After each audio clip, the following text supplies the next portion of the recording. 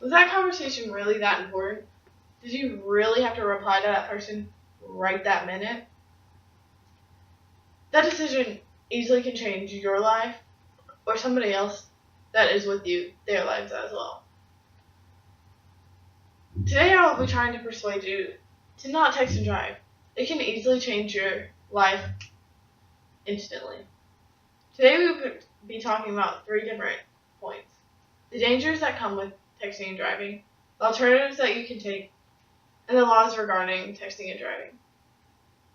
First off, we will talk about the different dangers. There are so many different dangers, and easily it can change your life. First, you can easily just swerve off the road. While you're looking at your phone, you can just easily just look at it for 2 seconds, and you can be in the other lane with not even knowing it. That's how quick your eyes can go off the road, just looking at your phone for a couple seconds. I know 2 people personally that have almost risked their lives with texting and driving. The first one is my friend.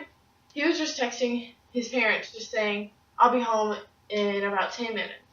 And he didn't expect the person in front of them to stop instantly, but they ended up stopping and turning into a restaurant.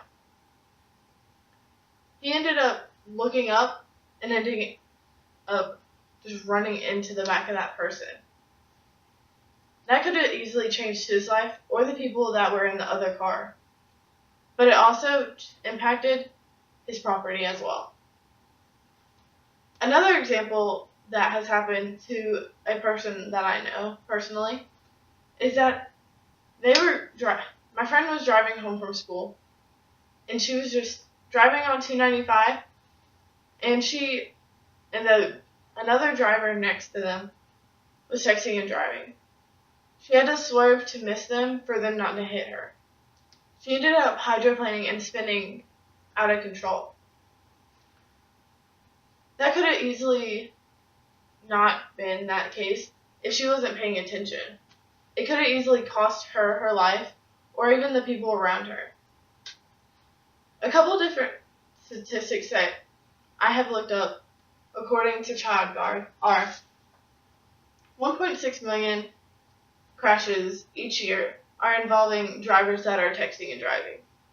18% of accidents involving texting and driving happened in 2010. And 11% of teens between the ages of 18 and 20 admit that they text and drive. There's also a lot of many deaths that happen as well. In 2012, 3,328 people died in crashes involving texting and driving. Also, 18% of crashes ended up with fatalities each year. So these dangers could easily change your life. So I am trying to convince you to not text and drive. The next thing that we will be talking about are the different alternatives and preventions that you can take. The first one can easily be you just ask your friend or your passenger to text for you. You see that you have a text and ask them, hey, what did that person say? Or, hey, text this person this and this. For example, whenever I'm driving, I ask my passengers to easily just, if my mom texts me, I say, just text her back and say, I'm driving, or, hey, I'll be home at this particular time. Another prevention that can happen will be you can put your phone out of reach. You can put it in your purse, in your center console, or even in your glove compartment. But you have to put it on silent so that it won't distract you and that you can actually pay attention to the road till you get to wherever you are actually trying to go to. Another different thing can easily be your Bluetooth or your voice command on your phone. For example, on iPhones, you have Siri. And whenever you have Siri, she will do whatever you ask her to do. For example, if you ask her to call someone, you just say, call so-and-so, and it will begin calling that person. Or if you want to text somebody, just say text, for example, my mom, and say, I'll be home in 10 minutes. That can easily save your life because you can easily just pay attention to the road and just talk. The last alternative that we will be talking about is holding each other accountable. Whenever you're in the car with somebody, make sure that they don't have their phone near them and that they won't pay attention to it. Whenever you see that their phone goes off, ask them, hey, do you want me to text this person back for you and say that you're driving and that you'll text them whenever you get done? These are different alternatives that you can take for you not to text and drive. The last thing we will be talking about are the different laws regarding texting and driving. There are a lot of state laws that have been made. For example, there's a texting ban made in October of 2013 so that if a cop pulls you over for something, they can easily ticket you for texting as well.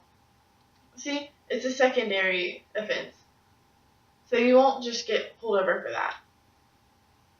There are many different conversations for banning talking and driving. Only thing that you'll be able to use is the hands-free or your Bluetooth. That will easily change so many people's lives so that they won't be able to text and drive. Texting and driving is a serious matter. So I advise you not to text and drive. There are so many dangers that come with texting and driving. Many alternatives that you can take for you not to text and drive. And there are many laws that you have to follow. I hope this convinces you not to text and drive. It can easily change your life or somebody else's. It can easily help or impact your life in a good way or a bad way.